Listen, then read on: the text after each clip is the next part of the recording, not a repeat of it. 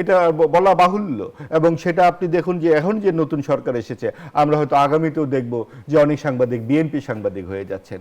এবং এই আওয়ামী লীগ বিএনপির এই যে দ্বিধা বিভক্তি, সাংবাদিকতার বৃহত্তর যে স্বার্থ এবং মুক্ত গণমাধ্যম তৈরির ক্ষেত্রে এটা একটা অন্যতম প্রতিবন্ধকতা বলেই আমি মনে করি। সমস্যার গোড়াটা কিন্তু সেখানেই।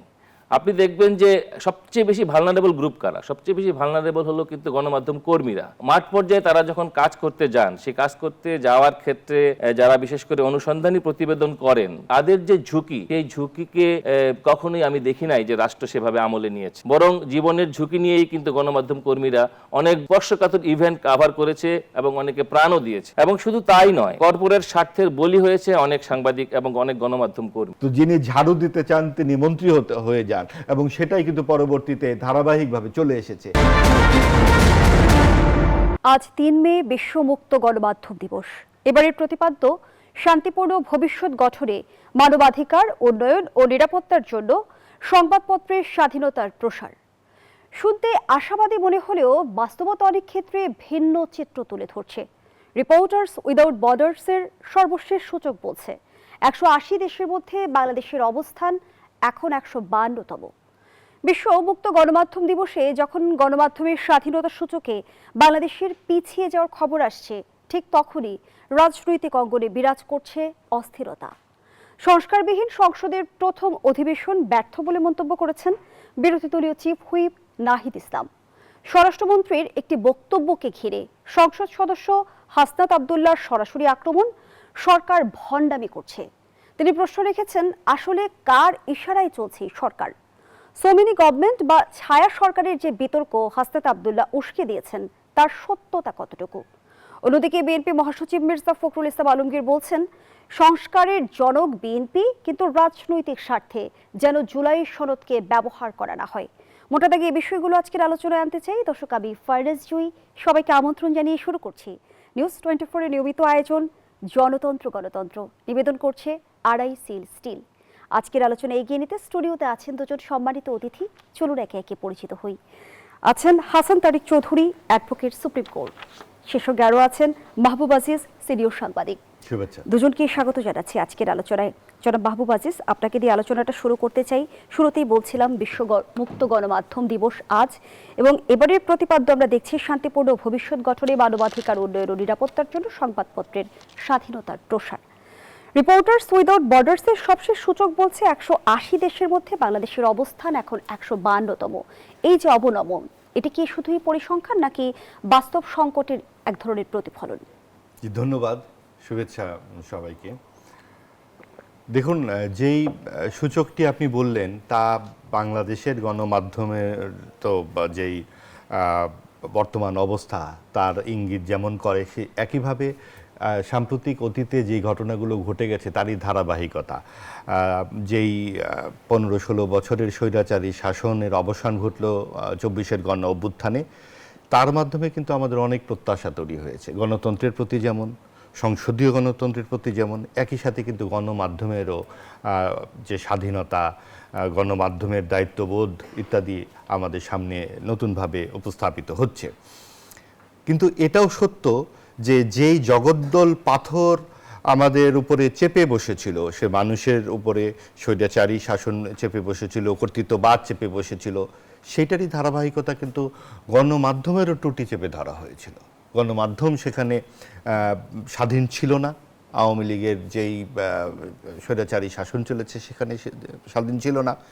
সেইভাবে যৎসামান্য চেষ্টা যে ছিল না তা নয়, কিন্তু সেটা কিন্তু সর্বাংশে গণতন্ত্রের পক্ষে গণমাধ্যম কাজ করতে পারেনি। নানানভাবে বিক্ষিপ্তভাবে চেষ্টা হয়েছে।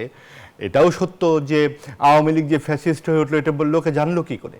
গণমাধ্যমই তো তা প্রকাশ করেছে। কিন্তু সেটা কিন্তু নানা কায়দা কানুন করে বিভিন্ন সময় গণমাধ্যম বন্ধ হয়েছে, বিভিন্নভাবে সাংবাদিকরা হেনস্থায় পড়েছেন, নানান রকম, এমনকি খুনের শিকারও হয়েছেন নিয়মিত বিরতিতে। বহু বছর ধরেই বাংলাদেশের সাংবাদিকরা এই রকম পরিস্থিতির মধ্যে গেছেন।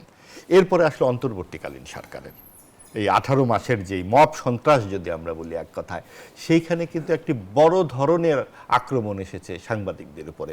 ২৬৬ জন সাংবাদিকের নামে হত্যা মামলা দায়ের করা হয়েছে। আপনি দেখুন যে কোনো পেশায় আপনার অসততা থাকতে পারে, আপনার নানান রকম সমস্যা থাকতে পারে, তার বিভিন্ন ধরনের দুর্নীতি থাকতে পারে, কিন্তু সাংবাদিকরা হত্যায় অংশ নিয়েছেন, এটা তো হতে পারে না। আপনি একজন শাহনাজ পারভিন নামের এক সাংবাদিকের কথা আজকে পত্রিকায় পড়লাম। তিনি লাইভ করছিলেন। তিনি লাইভ করছিলেন, ৭১ টেলিভিশনের সাংবাদিক, যে ৫ই আগস্টের বিকালে সেই সময় তাকে দেখানো হয়েছে যে তিনি খুনের ঘটনায় জড়িত, সম্ভবত একটা উত্তরায় আর একটা শ্যামলীতে। এরকম প্রচুর সাংবাদিকের নামে হত্যা মামলা দেওয়া হয়েছে এবং কয়েকজন গুরুত্বপূর্ণ সাংবাদিক, গুরুত্বপূর্ণ ব্যাপার নয়, সাংবাদিক কেন বিনা বিচারে, শুধু সাংবাদিকের কথাটা আসছে কারণ গণমাধ্যম দিবসে আমরা আলাপ করছি, কেউই বিনা বিচারে বিনা জামিনে আপনি অন্তর্বর্তীকালীন সরকারের শাসনামলের কথা বলছিলেন, কিন্তু আমরা কিন্তু তখন সরকারের পক্ষ থেকে বলতে শুনেছিলাম এসব মামলা সরকার করছে না, সাধারণ মানুষ নিজ নিজ জায়গা থেকে মামলা করছেন। কিন্তু প্রশ্ন তো থেকে যায় যে গ্রেপ্তার হওয়া, জামিন না হওয়া, দীর্ঘ কারাবাসের ক্ষেত্রে আইন প্রয়োগকারী সংস্থার ভূমিকার দায় কি রাষ্ট্র এড়াতে পারে কিনা? অবশ্যই না। এবং সাধারণ মানুষ কি করে আপনি 400 450 মামলা আপনার আসামির নাম দিচ্ছে, সেখানে যাকে তাকে ঢুকিয়ে দেওয়া হচ্ছে, সাধারণ মানুষ যদি দিয়েও থাকে, রাষ্ট্রের দায়িত্বটা কি? সাধারণ মানুষ তো চেষ্টা করবে আইন নিজের হাতে তুলে নেওয়ার চেষ্টা তা থাকবে, কারণ আইনের শাসন তো অনেকের অপছন্দ, কিন্তু রাষ্ট্র তো তখন আইন ঠিকমতো জারি আছে কিনা সেটা নিশ্চিত করবে। আপনি দেখুন, আমরা বিশ্বজিৎ যে হত্যাকাণ্ড আওয়ামী লীগের সময় দেখেছি, এটা একটা অন্যতম মব সন্ত্রাস ছিল। আবরার হত্যাকাণ্ডের কথা আমরা জানি, সেটাও একটা মব সন্ত্রাস ছিল, অনেকে মিলে আবরারকে মেরেছে, কিন্তু এই দুটি হত্যাকাণ্ডেরই কিন্তু বিচার হয়েছে। আবরারের ক্ষেত্রে 20 জনের ফাঁসির আদেশ হয়েছে, বিশ্বজিতের ক্ষেত্রে 6 জনের ফাঁসি হয়েছে। কিন্তু এই যে অন্তর্বর্তীকালীন সরকারের সময় যে মব সন্ত্রাসগুলো হয়েছে, দীপুচন্দ্র দাসকে পুড়িয়ে মারা হয়েছে, আপনার বিভিন্ন জায়গায় এই ভাঙচুরগুলো হয়েছে, সাংবাদিকদের, যেহেতু গণমাধ্যম দিবসে আমরা কথা বলছি, সাংবাদিকরা বিনা বিচারে বিনা আইনে নানান রকম তামাশার মাধ্যমে তাদেরকে আটকে রাখা হয়েছে, এবং সেই জায়গাগুলোতে কোনোভাবে আমরা বুঝতে পারি না যে অন্তর্বর্তীকালীন সরকার এটা কি করে তারা এভাবে রাখলেন। এবং তারপর যে গণতান্ত্রিক সরকার এলো, 12ই ফেব্রুয়ারি একটি পরিচ্ছন্ন নির্বাচনের মাধ্যমে আমরা একটা গণতন্ত্রের পথে যাত্রা শুরু করেছি। 2-2.5 মাস হয়ে গেল, বর্তমান সরকারও কিন্তু এই যেই মামলাগুলো আছে সাংবাদিকদের, এখানে কিন্তু সরাসরি এখনো হয়তো নিশ্চয়ই আইনের একটা ব্যাপার তো থাকবেই, ধারাবাহিকতা, কিন্তু তারপরেও খুব তড়িৎ গতিতে কিন্তু এই মামলাগুলোকে আপনি দেখুন যে লেখক শাহরিয়ার কবির, আমাদের প্রেস ক্লাবের সাবেক সভাপতি শওকত মাহমুদ, আমাদের কয়েকজন কলিগ মোজাম্মেল বাবু, ফারজানা রূপা, শাকিল এবং আরও আমাদের বন্ধুস্থানীয় যারা আছেন, অনেকেই এভাবে গ্রেপ্তার এবং বিনা বিচারে আটক আছেন। তো সাংবাদিকরা যখন গণমাধ্যমে কাজ করতে গিয়ে বিনা বিচারে এভাবে জেলে অন্তরীণ হন, যে কোনো সরকারের সময়, আওয়ামী লীগ সরকারের সময়ে একদল সাংবাদিক হয়তো আওয়ামী লীগ হয়ে গেছেন, এবং সেই ক্ষেত্রে দেখা গেছে তারা পেশার চাইতেও অতিরিক্ত অনেক কিছু করেছেন যা পেশার সততার সঙ্গে যায় না। আমরা কি অন্তর্বর্তীকালীন সরকারের সময় সেই ধারাবাহিকতা দেখিনি? মানে রাজনৈতিক অবস্থানের কারণেই তারা আটক রয়েছেন? অবশ্যই, এটা বলা বাহুল্য। এবং সেটা আপনি দেখুন যে এখন যে নতুন সরকার এসেছে, আমরা হয়তো আগামীতেও দেখব যে অনেক সাংবাদিক বিএনপি সাংবাদিক হয়ে যাচ্ছেন, এবং এই আওয়ামী লীগ বিএনপির এই যে দ্বিধা বিভক্তি, সাংবাদিকতার বৃহত্তর যে স্বার্থ এবং মুক্ত গণমাধ্যম তৈরির ক্ষেত্রে এটা একটা অন্যতম প্রতিবন্ধকতা বলেই আমি মনে করি। সাংবাদিকদের রাজনৈতিক দর্শন, রাজনৈতিকভাবে তাদের অবস্থান ব্যক্তিগত পর্যায়ে থাকতে পারে, কিন্তু এটা যখন পেশার সঙ্গে মিলে যায় তখন কিন্তু নানান সমস্যা তৈরি করে। এই বাস্তবতা একটি প্রশ্ন রাখতেই চাই, সাংবাদিকরা কি উদ্দেশ্য প্রণোদিতভাবে লেজুর বৃত্তি করে থাকে কিছু কিছু রাজনৈতিক দলের, নাকি রাজনৈতিক দলগুলো আসলে গণমাধ্যমকে নিয়ন্ত্রণ করতে চায়? না, এটা আসলে দ্বিপাক্ষিক, ভাইস ভার্সা। কিন্তু আমি মনে করি যখন আপনি ফুটবল প্লেয়ার, আপনি গোল দেবেন নাকি পাতানো খেলা খেলবেন, এটা কিন্তু আপনারই বিবেক আপনাকে ঠিক করতে হবে। সাংবাদিককে লেজুর বৃত্তি করতে চাইতে পারে রাজনৈতিক দল, কিন্তু সাংবাদিক সেখানে যাবেন কেন? তিনি কোন পেশায় আছেন তাকে তো সেটা বুঝতে হবে। তার যে পেশার যে মূল যে প্রত্যয়টি সেটাই যদি উনি ভুলে যান, উনি যদি পার্টিজান হয়ে যান, উনি যদি মনে করেন যে না আমি একজন পার্টির কর্মীর মতো করে আমি লিখবো, আমার পার্টির নেতা যা বলবেন সেভাবে আমি লিখবো, সেই ঘটনাটি কিন্তু আমাদের এখানে ঘটেছে। আমরা দেখেছি যে প্রেস কনফারেন্সের নামে সাংবাদিকরা প্রধানমন্ত্রীর তোষণ করছেন, প্রধানমন্ত্রীকে প্রশংসা করছেন, সেটা নানান ফর্মে কিন্তু সবসময় কম বেশি রয়ে গেছে। এবং সেটা আমরা ৮০ দশকেও দেখেছি। আমাদের এক সাংবাদিক নেতা তখন বলেছিলেন রাষ্ট্রপতি এরশাদ যদি বলেন আমি ঝাড়ু দেব, এই কথা বলার দুদিন পরে তিনি মন্ত্রী হয়ে গিয়েছিলেন। তো যিনি ঝাড়ু দিতে চান তিনি মন্ত্রী হয়ে যান, এবং সেটাই কিন্তু পরবর্তীতে ধারাবাহিকভাবে চলে এসেছে। এবং আমরা যদি মুক্ত গণমাধ্যম চাই, স্বাধীন গণমাধ্যম চাই, গণমাধ্যমকে রাজনৈতিক দলের আওতামুক্ত হতে হবে। অসংখ্য ধন্যবাদ জানাচ্ছি জনাব মাহবুব আজিজ, জনাব হাসান তারিক চৌধুরী। আমরা গণঅভ্যুত্থান পরবর্তী বাংলাদেশের সাংবাদিকতা এবং গণমাধ্যমের স্বাধীনতার ক্ষেত্রে কিন্তু বেশ উদ্বেগ সৃষ্টি হয়েছিল, এমনটি দেখেছি, এমন পরিস্থিতি আমরা দেখেছি।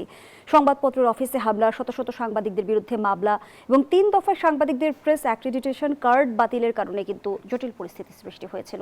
কিন্তু এই যে বিশ্বমুক্ত গণমাধ্যম দিবস আজ পালিত হচ্ছে, গণমাধ্যমের স্বাধীনতা কতটা নিশ্চিত হলো, বা দক্ষিণ এশিয়ার প্রেক্ষাপটে কোথায় দাঁড়িয়ে আমরা? ধন্যবাদ আপনাকে এবং ধন্যবাদ আমার সহ-আলোচক সহ সবাইকে। দেখুন, আসলে এই প্রতিপাদ্য বিষয়টি নির্ধারণ করেছে কিন্তু জাতিসংঘ, এবং তারা একটা বৈশ্বিক দৃষ্টিভঙ্গির আলোকেই আপনার এই প্রতিপাদ্যটি নির্ধারণ করেছে। কিন্তু আমাদের দেশের বাস্তবতা, বিশেষ করে দক্ষিণ এশিয়ার বাস্তবতা এই প্রতিপাদ্য থেকে অনেক দূরে। এটা আমরা প্রতিদিন পত্রিকার পাতায় কিংবা গণমাধ্যমের স্ক্রিনে তাকালেই বুঝতে পারি। এবং একটা জিনিস খুব পরিষ্কার, আমার সাথে আশা করি সকলেই একমত হবেন, যে পায়ে শিকল বেঁধে দিয়ে, অর্থাৎ আপনি সুবিধাবাদ, দলীয় লেজুরবৃত্তি এবং ক্ষমতার যে চোখ রাঙানি, এই সমস্ত শিকল বেঁধে দিয়ে কিন্তু মুক্ত গণমাধ্যম হয় না। এবং আমাদের যে আইনি কাঠামো রয়েছে, একজন পেশাদার আইনজীবী হিসেবে আমি যেটা বুঝি, যে আমাদের যে প্রচলিত আইনি কাঠামো রয়েছে, সেই আইনি কাঠামোই কিন্তু বারবার মুক্ত গণমাধ্যমের পায়ে এবং হাতে শিকল বেঁধে দিয়েছে এবং চোখে কালো চশমা পরিয়ে দিয়েছে। যার ফলে এখান থেকে বের হওয়াটা খুব কঠিন, যতক্ষণ না পর্যন্ত রাষ্ট্র এই আইনি কাঠামোকে উদারীকরণ না করবে। যেমন ধরেন, আমাদের দেশের এই গণমাধ্যমকে নিয়ন্ত্রণ করে যে সমস্ত আইনগুলো রয়েছে, সমস্ত আইন দেখবেন সবই কিন্তু ব্রিটিশ ঔপনিবেশিক আমলের অবশেষ, তার যে রেসিডুয়াল কিন্তু আমরা প্র্যাকটিস করছি। তাহলে রাষ্ট্র আসলে সাংবাদিকদের নিরাপত্তা কতটা নিশ্চিত করতে পারছে? আইন কি নিপীড়নের একটা অস্ত্র হয়ে উঠছে কিনা? অনেক ক্ষেত্রে সেটি হয়ে যাচ্ছে এভাবে, যে যেমন দেখেন যে আমরা যদি আজকেরও কাগজ দেখি, মাননীয় তথ্যমন্ত্রী কি বলেছেন, তিনি একটি বেসরকারি বিশ্ববিদ্যালয়ের একটি অনুষ্ঠানে বলেছেন যে রাষ্ট্র যেমন গণমাধ্যমের উপরে কর্তৃত্ব প্রকাশ করতে চায়, অর্থাৎ সরকার, এবং একই সঙ্গে তিনি দায় দিয়েছেন যে মালিক পক্ষ তারাও তাদের নিজেদের স্বার্থে গণমাধ্যমের কার্যকারিতা বিনষ্ট করছে। এটি হলো বর্তমান তথ্যমন্ত্রীর স্টেটমেন্ট। তো এই স্টেটমেন্টটা যদি আমরা বিশ্লেষণ করি, এটা কিন্তু খুব, আমি তাকে সাধুবাদ জানাই যে একটি নির্জলা সত্য তিনি আসলে এরকম একটা দায়িত্বে থেকেও তিনি কিন্তু মানুষের সামনে টেনে এনেছেন। সমস্যার গোড়াটা কিন্তু সেখানেই। আপনি দেখবেন যে সবচেয়ে বেশি ভালনারেবল গ্রুপ কারা? সবচেয়ে বেশি ভালনারেবল হলো কিন্তু গণমাধ্যম কর্মীরা।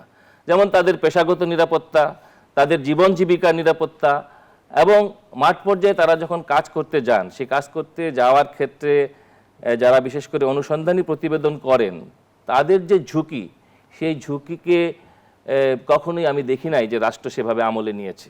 বরং জীবনের ঝুঁকি নিয়েই কিন্তু গণমাধ্যম কর্মীরা অনেক স্পর্শকাতর ইভেন্ট কাভার করেছে এবং অনেকে প্রাণও দিয়েছে। এবং শুধু তাই নয়, কর্পোরেট স্বার্থের বলি হয়েছে অনেক সাংবাদিক এবং অনেক গণমাধ্যম কর্মী, এবং এর কিন্তু কোনো এখনো পর্যন্ত দৃষ্টান্তমূলক কোনো বিচার বাংলার মাটিতে হয় নাই। যার ফলে আমরা যখন একটা শান্তিপূর্ণ ভবিষ্যতের কথা বলবো, সেখানে নিরাপত্তার প্রশ্নটাই কিন্তু সবার আগে আসবে। আজকে বাংলাদেশে সবচেয়ে গুরুত্বপূর্ণ প্রশ্ন হলো নিরাপত্তার প্রশ্ন, অর্থাৎ একজন মানুষ ভিন্ন মত প্রকাশ করার পর নিরাপদ থাকবেন কিনা, তার সামনে এখন সেটি বড় প্রশ্ন। এবং সবচেয়ে বড় প্রশ্ন এসে দাঁড়িয়েছে যে ডিজিটাল প্ল্যাটফর্মে মত প্রকাশের স্বাধীনতা কতটা সুরক্ষিত? এখন ধরেন ডিজিটাল প্ল্যাটফর্মের মত প্রকাশের ক্ষেত্রেও কিন্তু আইনি পরিকাঠামো রয়েছে। আমরা দেখেছি যে এই আইনি পরিকাঠামোর যে প্রয়োগ এবং এটাকে যারা অ্যাপ্লাই করবে, তার যে অবকাঠামোগত যে প্রস্তুতি, সেটি কিন্তু আমাদের দেশে নাই। আমরা কিন্তু সব কাগজে বাগ দেখি। আমরা সাইবার সিকিউরিটি আইনের কথা জানি, আমরা তথ্য অধিকার আইনের কথা জানি, আমাদের দেশে প্রেস কাউন্সিলের আইন রয়েছে। সমস্ত আইনগুলো আপনি দেখবেন বেশিরভাগ ক্ষেত্রে এরা ফোকাস করেছে কিন্তু কর্তৃপক্ষকে, তাদের ইন্টারেস্ট, অর্থাৎ মালিক পক্ষ এবং রাষ্ট্র। বাদ পড়ে যাচ্ছে কিন্তু গণমাধ্যম কর্মীরা। তারা কোথায়? আমি যদি প্রশ্ন করি, আমি দেখব যে তারা কিন্তু নো হায়ার, তারা কিন্তু আসলে কোথাও নাই। তো এইরকম একটি অবস্থায় গণমাধ্যম কর্মীদেরকে রেখে কখনোই, যারা গণমাধ্যমটাকে আসলে তার চালিকা শক্তি, তাকে বাদ রেখে, তাকে পর্দার আড়ালে রেখে আপনি কখনোই কিন্তু মুক্ত গণমাধ্যম আশা করতে পারেন না। ফলে বারবার প্রতিটি গণ আন্দোলনে কিন্তু কথা উঠেছে যে আমাদের দেশের গণমাধ্যম সংশ্লিষ্ট আইনি কাঠামোর একটা পরিপূর্ণ, একটা আমূল সংস্কার দরকার, যেটা হবে জনবান্ধব এবং রাষ্ট্রের বৃহত্তর মানুষের কল্যাণের স্বার্থে এবং প্রতিটি মানুষের মানবাধিকার রক্ষা করার কথা। যেমন দেখেন, এবারের প্রতিপাদ্য কিন্তু মানবাধিকারের প্রশ্নটি উঠে এসেছে। এখন আপনার যদি নিরাপত্তাই না থাকে, তাহলে মানবাধিকারের প্রশ্ন কিন্তু সেখানে অবান্তর। কারণ নিরাপত্তা হলো মানবাধিকারের পূর্বশর্ত, কিন্তু সেই নিরাপত্তাকে নিশ্চিত না করে যখন মানবাধিকারের কথা বলা হবে, এটি কিন্তু প্রহসনের মতোই শোনাবে। এবং আমরা কিন্তু মাহবুব আজিজ সেটাই যে দেখতে বিষয়টি পাচ্ছি। তুলে ধরছিল যে রাজনৈতিক প্রভাব মুক্ত গণমাধ্যম, সেটি আসলে বাংলাদেশের বাস্তবতায় কতখানি সম্ভব? সেটি আসলে একটা আমাদের দেশের এই বাস্তবতায় খুব দীর্ঘ সংগ্রামের ব্যাপার। যেমন ধরেন যে একটা সংবাদকর্মী কখন স্বাধীনভাবে কথা বলতে পারবে, স্বাধীনভাবে লিখতে পারবে, যখন মালিক পক্ষ কিংবা রাষ্ট্রের চোখ রাঙানি মুক্ত সে হতে পারবে। এখন মালিক পক্ষ বা রাষ্ট্র কখন চোখ রাঙানি বন্ধ করবে? যখন তাদের ভিতরে সেই গণতান্ত্রিক মনোভাব তাদের প্রকাশিত হবে। কিন্তু তাদের নিজেদের দলের ভিতরে যেখানে গণতন্ত্র নাই, নিজের দলের ভিতরে যেখানে কর্তৃত্বতন্ত্র, নিজের দলের ভিতরে যখন আপনার ব্যক্তিগত পছন্দ অপছন্দ বা নেপোটিজম প্রাধান্য বিস্তার করে, ফলে কোন মন্ত্রীর ভাই, কোন এমপির আত্মীয় ইত্যাদি যখন প্রধান হয়ে যায়, মালিক পক্ষের আত্মীয়কে বা মালিক পক্ষের পছন্দের লোককে, এগুলো যখন গণমাধ্যম কর্মীদের বেলায় প্রধান হয়ে ওঠে, তখন তাদের পক্ষে রাষ্ট্র বা মালিক পক্ষের লেজুর ভিত্তির বাইরে এসে একটা স্বাধীন জায়গায় কথা বলা খুবই দুরূহ ব্যাপার হয়ে ওঠে। হয়তো আমরা বলতে পারবো, ভাষণ দেওয়ার জন্য হয়তো বলতে পারবো, কিন্তু কার্যক্ষেত্রে এটা কিন্তু খুবই কঠিন এবং দুরূহ সংগ্রামের ব্যাপার। এবং এটি যারা করতে গিয়েছে, এই বিরুদ্ধ স্রোতের যাত্রী যারা হয়েছে, তাদের কিন্তু করুণ পরিণতির শিকার হতে হয়েছে। এটি হলো আমাদের দুঃখজনক বাস্তবতা। অসংখ্য ধন্যবাদ জানাচ্ছি হাসান তারিক চৌধুরী, মাহবুব আজিজ। আমরা যদি সামাজিক যোগাযোগ মাধ্যমের কথা তুলে ধরি, আমরা কিন্তু দেখি যে সহসাই সেখানে গুজব, অপপ্রচার কিংবা ভুয়া সংবাদ কিন্তু ছড়িয়ে পড়ে। সেগুলো কখনো কখনো নিয়ন্ত্রণ করতে যেয়ে কি স্বাধীনতা সীমিত হয়ে পড়ে? দেখুন, ওটা আরেকটা প্রসঙ্গ যে সামাজিক মাধ্যম, এটা তো ঠিক গণমাধ্যমের যে দায়িত্বশীলতা বা সম্পাদকীয় নীতির সঙ্গে তার যোগাযোগ নাই, ওটা আরেকটা প্রসঙ্গ। কিন্তু তারিক ভাই যে কথাগুলো বললেন তার সঙ্গে আমি একটু যুক্ত করতে চাই। তিনি বললেন যে এটা আসলে খুবই কঠিন, কিন্তু দেখুন যে গণতন্ত্র যখন কণ্টকিত হয় বা অবরুদ্ধ হয়, তখন মানুষ কিন্তু রাস্তায় নামে, সেটা আমরা 24-এর গণঅভ্যুত্থানে দেখলাম। এবং সেইগুলো কিন্তু আসে কি করে? অবরুদ্ধ গণমাধ্যমের মধ্য থেকেও যতটুকু ফাঁক ফোকর পাওয়া গেছে, মানুষ কিন্তু জেনেছে। এবং আরও অন্যান্য বিষয় তো ছিল, গণমাধ্যমেও একটা উপাদান ছিল বটে। অর্থাৎ আপনার দেশের গণতন্ত্রের সঙ্গে গণমাধ্যমের অবশ্যই সম্পর্ক রয়েছে। আর মালিক পক্ষের যে বিষয়টি, আজকে যে প্রতিযোগিতামূলক বাজার, আপনিও একটি গণমাধ্যমে কাজ করেন, মালিক পক্ষ কিন্তু কখনোই একটি অলাভজনক গণমাধ্যমকে পুষতে চায় না। কাজেই আপনি যদি ওই বস্তা পচা সরকারি বন্দনা করেন, সেই গণমাধ্যমকে কিন্তু লোকে কিনবে না বা দেখবে না। কাজেই আজকের যে প্রতিযোগিতামূলক বাজার, সেইখানে কিন্তু মালিক পক্ষের সেই রকম কোন রকম বিধি ব্যবস্থা খুব একটা থাকে না। এই প্রতিযোগিতামূলক বাজারে সোশ্যাল মিডিয়ার উত্থানকে আসলে মূলধারার গণমাধ্যমকে কোনোভাবে দুর্বল করে তুলছে কিনা, আমি সেই প্রশ্নটি রাখছি। বিরতির সময় হয়েছে, বিরতি নিয়ে ফিরছি। দর্শক, জনতন্ত্র গণতন্ত্রের এই পর্যায়ে একটা বিরতি নিচ্ছি। সাথে আবারও আমন্ত্রণ, দেখছেন নিউজ 24 এর নিয়মিত আয়োজন জনতন্ত্র গণতন্ত্র। নিবেদন করছে আড়াই স্টিল। আমরা আবারও ফিরছি আলোচনায়। জনাব মাহবুব আজিজ, যে প্রশ্নটি রেখে বিরতিতে গিয়েছিলাম, সামাজিক যোগাযোগ মাধ্যমকে কখনো কখনো মূলধারার গণমাধ্যমকে দুর্বল করে তুলছে। আমরা দেখছি গুজব, অপপ্রচার কিংবা ভুয়া খবর কিন্তু সামাজিক যোগাযোগ মাধ্যমে মুহূর্তেই ছড়িয়ে পড়ছে কিংবা সয়লাভ হয়ে যাচ্ছে। তথ্যের যদি আমরা সঠিক প্রবাহের কথা বলি, অবাধ প্রবাহের কথা বলি, সেটি নিশ্চিত আসলে কি করণীয়? দেখুন, সামাজিক যোগাযোগ মাধ্যমের যেই প্রবাহ কিংবা সেখানে মানুষের অংশগ্রহণ, এটাকে আমরা সিটিজেন জার্নালিজম হিসেবে গণমাধ্যম কর্মীরা বলতে পারি। অথবা এখানে যদি বিভিন্ন রকমের যে গুজব, নানান রকম ওর বিরুদ্ধে বলছে, ছবি দিয়ে নানান রকম কাণ্ড কারখানা করছে, এইগুলোর জন্য স্পষ্ট সরকারি একটা নীতিমালা থাকা দরকার। যারা এমনও হচ্ছে বিশেষ করে নারীদেরকে যেভাবে নিপীড়ন করা হচ্ছে সামাজিক যোগাযোগ মাধ্যমে, অনলাইনে, খোদ প্রধানমন্ত্রীর মেয়েকে জড়িয়ে যেভাবে, এগুলো তো আসলে কোনো রকম সভ্যতা ভব্যতার মধ্যে পড়ে না। তো সেইটার সাথে গণমাধ্যমের যে জায়গাটি কোনোভাবেই মেলানো যাবে না। এবং গণমাধ্যম যখন আপনার দায়িত্বশীল এবং স্বাধীন হবে না, সত্যিকার অর্থে যখন দায়িত্বশীল এবং বস্তুনিষ্ঠ আচরণ যদি করতে পারে, তখন কিন্তু এই জিনিসগুলো খুব মানে যে যার জায়গায় ঠিক মতো থাকতে পারতো। আপনি দেখুন গণমাধ্যমের সবচেয়ে বড় শক্তির জায়গাটা হচ্ছে কি অসহায়ের সবচেয়ে বড় সহযোগী, অর্থাৎ সাপোর্ট। আপনার যে হাসপাতালে জায়গা পাচ্ছে না, যে পুলিশের কাছে যার কোনো স্থান নাই, তার জন্য আছে গণমাধ্যম। আপনি দেখুন মার্কিন যুক্তরাষ্ট্রের এক রাষ্ট্রপতি বলেছিলেন যে পার্লামেন্টেরও অনেক সময় প্রয়োজন নাও থাকতে পারে, কিন্তু গণমাধ্যমের প্রয়োজন থাকবে। তো মানুষ কোথায় কথা বলবে? মানুষের কথা বলার সবচেয়ে বড় জায়গায় গণমাধ্যম। তো সেই জায়গায় কেন গণমাধ্যম হচ্ছে, কেন সামাজিক যোগাযোগ মাধ্যম না? কারণ গণমাধ্যমে একটা সম্পাদকীয় একটা দরজা থাকে, অর্থাৎ যা খুশি তাই আপনি বলতে পারবেন না। সম্পাদকীয় যে মানদণ্ডে আপনাকে সত্যাসত্য বিবেচনা করেই সম্পাদকরা সেটা ছাপান। তো সেই ক্ষেত্রে গণমাধ্যমের এই দায়িত্বশীলতার কারণে এটা কখনোই সামাজিক যোগাযোগ মাধ্যম করা হয়। এবং সেই জন্য সেই দায়িত্বশীলতার জায়গা থেকে যেটা আমি বলছিলাম যে আপনার যারা বিনিয়োগকারী তারাও কিন্তু দেখবে যে আপনি কতখানি দায়িত্বশীল সাংবাদিক এবং আপনি কতখানি আপনার সেই প্রতিষ্ঠানটিকে এগিয়ে নিতে পারছেন। সেই জায়গাতে রাষ্ট্র যখন আপনার হাতটা বেঁধে দেয় এবং যখন আপনাকে প্রশ্ন করার জায়গাগুলো বন্ধ হয়ে আসে, যেটাকে আমরা বারবার বলি ক্ষমতাকে প্রশ্ন করা হচ্ছে গণমাধ্যমের সবচেয়ে বড় দায়িত্ব, সেই জায়গাতে কিন্তু গণমাধ্যম এই কাজটি করতে পারে না। অন্তত আমরা গত কয়েক দশক ধরে দেখছি গণমাধ্যম, স্বাধীন গণমাধ্যমের যে বিষয়টি আমরা শুনি সেটা কি শুধুই প্রতীকী না, সেটি আসলে কি একটা নিরন্তর সংগ্রাম। এর মধ্যেও কিন্তু এক ধরনের সাংবাদিক আছেন যারা কিন্তু চেষ্টা চালিয়ে যাচ্ছেন, সবসময় এই চেষ্টা, অবিরত সংগ্রাম। আপনার দেশের গণতন্ত্রের জন্য যেমন মানুষ সংগ্রাম করে যাচ্ছে, গণমাধ্যমের স্বাধীন সাংবাদিকতার জন্য কিন্তু এক গুচ্ছ সাংবাদিক বিভিন্নভাবে যার যতটুকু সামর্থ্য আছে সে কিন্তু চেষ্টাটা চালিয়ে যাচ্ছে। আপনি দেখুন যে আরও বিকল্প নানান পেশা থাকার পরেও সাংবাদিকরা কি কারণে এই জায়গাতে এতখানি মনোযোগী হয়? তাদের তো আরও নানান রকম হাতছানি থাকার পরেও সাংবাদিকতাটাকে ভালোবেসে, এই যে রাত নাই দিন নাই, আপনি দেখুন যে হাসপাতালের মতোই তো সাংবাদিকদের ডিউটিটা করতে হয়। এবং আপনি ওয়েজ বোর্ড আপনি বলুন যে অষ্টম ওয়েজ বোর্ড থেকে শুরু করে মহামারী, হ্যাঁ সেই, এবং আপনি অষ্টম ওয়েজ বোর্ড কবে হয়েছে? 15 বছর আগে হবে। তারপরে কিন্তু আমরা নবম ওয়েজ বোর্ডের চোখও দেখিনি। নবম ওয়েজ বোর্ডের সাথে আমাদের কোনো সম্পর্কই নাই কোনো গণমাধ্যমে। আমরা এখন শুনছি দশম ওয়েজ বোর্ডের কথা। আসলে বাস্তবতার সাথে এই কাগজপত্রের সম্পর্ক কিন্তু অনেক দূর, এবং এটা যেমন মালিকরাও জানেন, কারণ মালিকদের পক্ষে তো আসলে এইভাবে নিজের পকেট থেকে টাকা দেওয়া সম্ভব না। তারাও তো বাজার বাস্তবতাটা বুঝেন।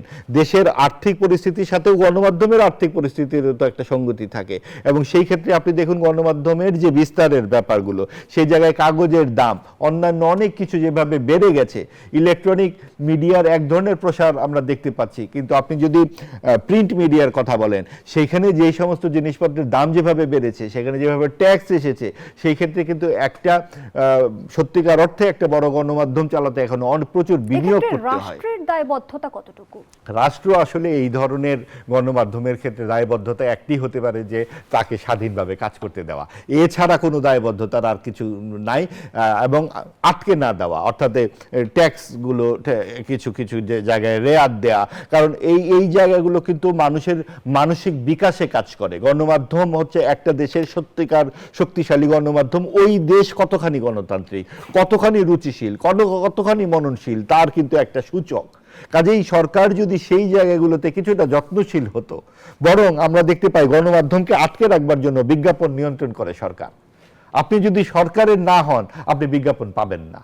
এবং এই জায়গাগুলোতে আপনি ডিএফপির একটা লিস্ট আছে, সেইখানে কিন্তু আপনি দেখবেন যে সরকার সমর্থিত যে সংবাদপত্রগুলো 1, 2, 3 নাম্বারে রয়ে যায়। দলীয়করণের একটা অংশ অবশ্যই, এবং সরকার চায় বিজ্ঞাপনের মাধ্যমে দৈনিক পত্রিকাগুলোকে নিয়ন্ত্রণ করবার জন্য। এটা হয়ে আসছে, সবসময়ই হয়ে আসছে। অসংখ্য ধন্যবাদ জানাচ্ছি জনাব মাহবুব আজিজ হাসান তারিক চৌধুরী। মানবাধিকার সংগঠন আইন ও সালিশ কেন্দ্রের তথ্য বলছে, জুলাই অভ্যুত্থান পরবর্তী সময়ে 2025 সালের এপ্রিল থেকে চলতি বছরের মার্চ এই 12 মাস বা 1 বছরে বাংলাদেশে 389 জন সাংবাদিক নির্যাতন বা হয়রানির শিকার হয়েছেন। এই বাস্তবতায় একজন সাংবাদিক কিভাবে তাহলে তার পেশাদারিত্বের সাথে কাজটি করবে? ধন্যবাদ। আমি এই কথাটি আগেই বলেছি। যেমন ধরেন আমরা আদালতে প্রায় বিভিন্ন ফোরামে আমরা বলে থাকি যে গণমাধ্যম হলো সমাজের তৃতীয় চোখ। কিন্তু আপনি হয়তো শুনে থাকবেন যে আমাদের আদালত কক্ষে এখন গণমাধ্যম কর্মীদের প্রবেশের ব্যাপারে এক ধরনের নিষেধাজ্ঞা আছে, যেটা কখনো তুলে দেওয়া হয় আবার কখনো রাখা হয়। ফলে কি ধরনের বিচার চলছে, যেই সাংবাদিকদের ক্ষতিগ্রস্ত বা যারা ভিকটিম সাংবাদিকদের কথা আপনি বলছেন, তাদের বিচারটা আসলে কেমন হচ্ছে সেটা জানারও কিন্তু সুযোগ নাই। আমরা বারবার আইনজীবীদের পক্ষ থেকে, আইনজীবী সমাজের পক্ষ থেকে আমরা কিন্তু এটার প্রতিবাদ করেছি। আমরা বলেছি যে আদালত কক্ষে গণমাধ্যম কর্মীদেরকে যেতে দিতে হবে এবং জাতি জানুক যে কেমন বিচার আমাদের দেশে হচ্ছে। ফলে বিচার প্রক্রিয়ার স্বচ্ছতার জন্য, বিচার প্রক্রিয়ার এক ধরনের জনবান্ধব চরিত্র প্রকাশের জন্য কিন্তু এটি খুব জরুরি। ফলে এই ধরনের নানা ধরনের প্রতিবন্ধকতা দিয়েই কিন্তু বিচারহীনতার সংস্কৃতিকেই কিন্তু লালন পালন করা হচ্ছে। যেই বিচারহীনতার সংস্কৃতির বিরুদ্ধে বারবার এই দেশের মানুষ অভ্যুত্থান করেছে এবং 24-এর অভ্যুত্থানও ছিল কিন্তু এই বিচারহীনতার সংস্কৃতির বিরুদ্ধেই। কিন্তু আজকে এই মুক্ত গণমাধ্যম দিবসে আমি বলতে চাই যে আমরা সেই জায়গা থেকে খুব বড় ধরনের উত্তরণ ঘটাতে পারিনি, এবং এই জন্য সবচেয়ে বড় প্রতিবন্ধক আমি আগেই বলেছি যে সরকারের মানসিকতা, যেটা খুব যথার্থই মাহবুব আজিজ বলেছেন যে এই নিয়ন্ত্রণ করার জন্য যেমন একটা আইনি পরিকাঠামো আছে, একই রকমভাবে একটা অর্থনৈতিক পরিকাঠামোও কিন্তু আছে, যার একটা বড় জায়গা হলো কিন্তু আপনার বিজ্ঞাপন। এবং আরেকটি জায়গা আমি বলবো সেটি হলো আমাদের দেশের যে মজুরি আইন, আমাদের দেশে যে লেবার ল আছে, এবং আমাদের দেশে এই লেবার ল গভর্ন করে হলো আপনার সমস্ত ইউনিয়নগুলোকে, এবং সাংবাদিকদের যে ইউনিয়ন, সেই ইউনিয়ন কিন্তু সেই আইনেরই অধীন। এখন ধরেন নবম ওয়েজ বোর্ড কেন বাস্তবায়ন হলো না, এটা নিয়ে যখন মামলা হয়, মামলা হলে এটা ইউনিয়নগুলো মামলা করেছে হাইকোর্টে, তো সেই মামলা করার পরে মামলা কোন জায়গায় আটকে আছে, যে সাংবাদিকদের ইনকাম ট্যাক্স কে দেবে। অষ্টম ওয়েজ বোর্ডে ছিল যে এটা মালিক পক্ষই দিবে, নিয়োগকর্তারাই সেটা প্রতিষ্ঠানে হয়ে সেটা তারা ইনকাম ট্যাক্সটা দিয়ে দেবে। নবম ওয়েজ বোর্ডে বলা ছিল যে না, এটা যার যার ইনকাম ট্যাক্স তাকেই দিতে হবে। বিতর্কটা সেখানে ছিল, কিন্তু সেটি কিন্তু এখনো কিন্তু আইনি সুরাহা হয় নাই। এখন ধরেন একজন সাংবাদিকের উপরে তার যে আয় এবং তার যে বেতন কাঠামো, তার উপরে যখন আপনি ইনকাম ট্যাক্সের খরচ, যারা আমাদের দেশে ঋণ খেলাপি কর ফাঁকির যে সংস্কৃতি, এর বাইরে কিন্তু সাংবাদিকরা প্রত্যেকেই কিন্তু কর দিচ্ছে, তারপরেও যে করের খরচ তাদের উপরে এই নবম ওয়েজ বোর্ডের মাধ্যমে আনা হলো, এর ফলে দেখা গেল কি যে তাদের কিন্তু গোটা আর্থিক নিরাপত্তাটাই একটা ঝুঁকির মধ্যে পড়ে গেল, এবং এখনো পর্যন্ত এর কিন্তু আইনি সুরাহা হয়নি। কেন হয়নি? এর একটি বড় কারণ যেমন রয়েছে রাষ্ট্রের বা সরকারের দৃষ্টিভঙ্গি, আরেকটি বড় কারণ হলো ইউনিয়নগুলোর লেজুর বৃত্তি। অর্থাৎ দলীয় লেজুর বৃত্তির ইউনিয়ন যখন লিডারশিপে থাকে, যখন পাওয়ারে থাকে, তারা কিন্তু তখন আর এই সমস্ত পয়েন্টে উচ্চকণ্ঠ হয় না, এবং তারা তাদের যে প্রভু রাজনৈতিক দল তাদের দয়া দাক্ষিণ্যের উপরে বা তাদের চামচাগিরির উপরেই কিন্তু তারা নির্ভর করে। এবং আপনি দেখবেন যে সরকারের চামচা না হলে পরে তথ্য কমিশনের কর্তা ব্যক্তি হওয়া যায় না, সরকারের চামচা না হলে পরে কিন্তু প্রেস কাউন্সিলের কর্তা ব্যক্তি হওয়া যায় না। এটি রেওয়াজ আমাদের এখানে হয়েছে। এবং এই যে তথ্য কমিশন, প্রেস কাউন্সিল বা মজুরি বোর্ড, এগুলো কারা বানায়, কিভাবে হয়, গোটা ব্যাপারটার মধ্যে রাজনৈতিক সংস্কৃতি, সেই জায়গায় একটা পেশাজীবী বান্ধব যে ইউনিয়ন, যেটা আসলে দল মতের ঊর্ধ্বে উঠে পেশার স্বার্থটাকে দেখবে, সেই ধরনের পেশাজীবী সংগঠন নেতৃত্ব বাংলাদেশে বিকশিত হয় নাই। সেই রাজনৈতিক অঙ্গনের দিকে যদি আমরা দৃষ্টি দেই, আমরা কিন্তু সেখানেও দেখছি যে বিভিন্ন বিষয় নিয়ে বাকযুদ্ধ চলছে, এবং ত্রয়োদশ সংসদের প্রথম অধিবেশন শেষ হলেও কিন্তু বিতর্ক পিছু ছাড়ছে না। এবং সংস্কারবিহীন সংসদের প্রথম অধিবেশন ব্যর্থ এমন মন্তব্য করেছেন বিরোধী দলীয় চিফ হুইপ নাহিদ ইসলাম। তিনি রাজপথে লড়াইয়ের হুঁশিয়ারি দিয়েছেন। এই বিষয়টি নিয়ে আপনার মন্তব্য জানতে চাই। আবারও বিরতির সময় হয়েছে, বিরতি নিয়ে ফিরছি। দর্শক, জনতন্ত্র গণতন্ত্রের এই পর্যায়ে আবারও বিরতি নিচ্ছি, সাথেই থাকুন। আবারও আমন্ত্রণ, দেখছেন জনতন্ত্র গণতন্ত্র, নিবেদন করছে আড়াই সিল স্টিল। আমরা আবারও ফিরছি আলোচনায়। জনাব হাসান তারিক চৌধুরী, যে প্রশ্নটি রেখে বিরতিতে গিয়েছিলাম, ত্রয়োদশ সংসদের প্রথম অধিবেশন শেষ হলো, কিন্তু আমরা দেখছি বিভিন্ন বিষয় নিয়ে বিতর্ক যেন পিছু ছাড়ছে না। ইতিমধ্যেই সংস্কারবিহীন সংসদের প্রথম অধিবেশন ব্যর্থ এমন মন্তব্য করেছেন বিরোধী দলীয় চিফ হুইপ নাহিদ ইসলাম। তিনি বলেছেন ৭২-এর সংবিধানের ধারাবাহিকতা রক্ষার নামে আওয়ামী লীগের রাজনীতি ফিরিয়ে আনার পথ উন্মুক্ত রাখা হচ্ছে। বিএনপি বুঝে হোক বা না বুঝে হোক এই ধারাবাহিকতার ফাঁদে পা দিচ্ছে। এর ফলে জুলাই বিপ্লবের চেতনা ও জুলাই সনদ এর প্রাসঙ্গিকতা হারিয়ে ফেলছে। যদি জানতে চাই যে ৩ মাসের মাথায় কি আসলে সংস্কারের স্বপ্ন হোঁচট খেলো? সংসদের এই বিরোধী দলটি, বিশেষ করে এনসিপি, আসলে সংস্কারের আলাপটা তো ওনাদের নিজেদের আগে হওয়া দরকার, কারণ ওনারা সারা জীবন জন্মের পর থেকে, তাদের এই অল্প সময় তাদের জন্ম হয়েছে, তারা জন্মের পর থেকে কিন্তু সংস্কারের আলাপটা দিয়েছে এবং বলেছে যে তারা একটা অন্তর্ভুক্তিমূলক সমাজ চায়। কিন্তু এমন একটি দলের সঙ্গে তারা গাঁটছড়া বেঁধেছে, যে জামাত ইসলাম, যারা সংস্কার তো দূরের কথা, গোটা সামাজিক ব্যবস্থাকেই যারা পেছনের দিকে নিয়ে যেতে চায়, এবং তাকেই অন্তর্ভুক্ত করেছে হলো এই নাহিদ ইসলামদের দল, এবং তারাই আবার সংস্কারের কথা বলছে। এসব কথা বলার মধ্য দিয়ে তারা আসলে এক ধরনের প্রতিবন্ধকতার রাজনীতি করছে, অর্থাৎ 3 মাসের মধ্যেই সব কিছু করে ফেলতে হবে, হ্যাঁ, এটা বলার মধ্য দিয়ে তারা এক ধরনের সংস্কারকে কিন্তু নাকচ করছে। সরকারি দল তো একবারও বলে না যে তারা সংস্কার করবে না, এবং সংস্কারের প্রক্রিয়া কোথাও তারা বন্ধও রাখে নাই। এবং আপনি দেখেন যে অধ্যাদেশগুলো পার্লামেন্টে এসেছে, প্রত্যেকটি অধ্যাদেশই কিন্তু সংস্কার প্রক্রিয়ারই পার্ট ছিল। কোনো কোনো অধিকাংশ অধ্যাদেশকে তারা অ্যাপ্রুভ করেছে, আর কিছু কিছু তারা বিবেচনার জন্য রেখেছে। যদিও আমরা বিচার বিভাগ সংস্কার সংক্রান্ত যে অধ্যাদেশগুলোর ব্যাপারে আমরা তীব্র আপত্তি করেছি, এগুলোকে কেন রহিত করা হয়েছে। দেখেন, আসলে বাংলাদেশের অস্তিত্বকে যারা মানে না, এবং এই অস্তিত্বের সাথে 72-এর সংবিধানের প্রশ্নটি জড়িত, এবং তারা কি একবারও যুক্তি দিয়ে প্রমাণ করতে পারবে যে সেকুলারিজম কেন বহুদলীয় গণতন্ত্রের জন্য ক্ষতিকর? তারা কিন্তু প্রমাণ করতে পারবে না। তাহলে আজকে ভারত যদি সেকুলার হয় আমরা খুব খুশি হব, কিন্তু ভারত যদি হিন্দু ধর্মকে রাষ্ট্রধর্ম করে আমরা কিন্তু খুব এতে আমাদের প্রতিবাদী করতে হবে। তো ফলে এই ন্যারেটিভ যারা উৎপাদন করছে সংস্কারের নামে, তারা আসলে মৌলবাদী এবং জঙ্গিবাদী ধ্যান ধারণার একটা নবায়িত সংস্করণ, এবং সেটাকে প্রতিষ্ঠিত করার জন্যই পার্লামেন্টে তারা এ ধরনের আলাপ জুড়ে দিয়েছে। আমরা এই মুক্ত গণমাধ্যম দিবসে যে জায়গাটায় জোর দিতে চাই, যে মানুষের অবাধ তথ্য জানার যে অধিকার, সেটাকে আরো দায়িত্বশীলভাবে প্রতিষ্ঠিত করতে হবে, এবং সেটা করার জন্য যেই রাজনৈতিক বয়ান পার্লামেন্টে আনা দরকার সেটি কিন্তু বিরোধী দল আনছে না। আজকে তাদের মুখে একবারও শুনি নাই যে কেন আদালত কক্ষে সাংবাদিকরা ঢুকতে পারে না। তাদের মুখে একবারও শুনি নাই যে বাংলাদেশের প্রচলিত আইনি কাঠামোতে সম্পত্তিতে নারী পুরুষের অধিকারের জায়গাটিতে কেন সমতা আসছে না।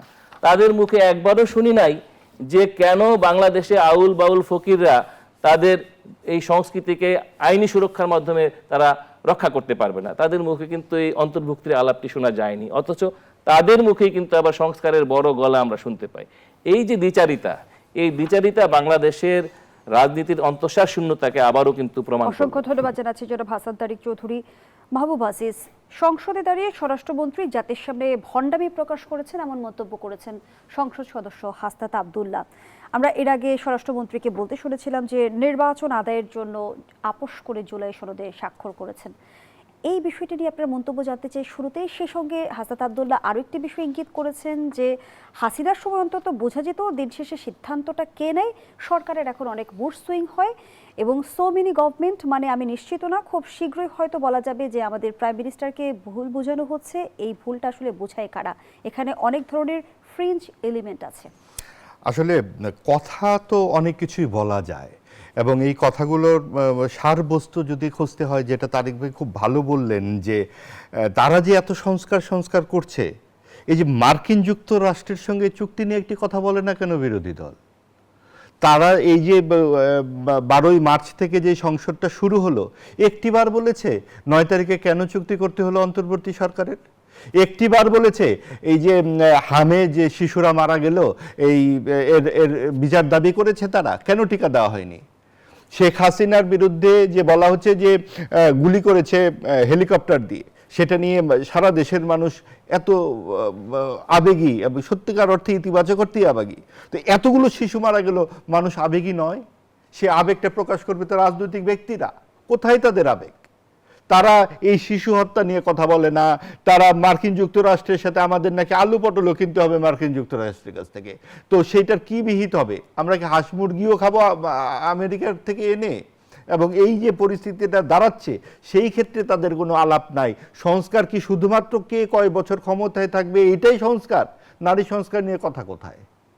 এবং এই যে সম্পত্তির বিষয়টা, নারী পুরুষের সমান অধিকার সম্পত্তিতে, এটা নিয়ে তাদের এত আপত্তি কেন? কারণ নারী এবং পুরুষ এটা তো একটা ধারণা মাত্র, সমাজই তো তৈরি করে নারী ও পুরুষ। তবে কি রাজনৈতিক দলগুলো নিজেদের মতো কাস্টমাইজ সংস্কার চেয়েছে? শুধু কাস্টমাইজড না, এটা আসলে মূল জায়গাটা হচ্ছে যে ওই যে আনুপাতিক হারে যদি উচ্চ কক্ষে আসনটা বন্টন করা যায় তাহলে কিন্তু 51% আর 40%-এর মতো, তাহলে ওই 2/3 ব্যাপারটা বিএনপির থাকে না। তখন তারা যে কোনো আইন কানুন ওখানে আটকে দিতে পারবে এবং তারা বড় আকারে যে অন্তর্ভুক্তিমূলক সমাজের যে আকাঙ্ক্ষাটা সমাজে রয়েছে। আপনি 3 কোটি লোক তো না ভোট দিয়েছে, এটা কারা? এই 3 কোটি লোকের উচ্চারণ কোথায় দেশে? তাদেরকে কি অ্যাড্রেস করা হচ্ছে? আপনারা তো বারবার বলছেন হ্যাঁ ভোট পড়েছে 4 কোটি বা এত লোক হ্যাঁ ভোট দিয়েছে। না ভোট যারা দিল তাদের কথাগুলো কোথায়?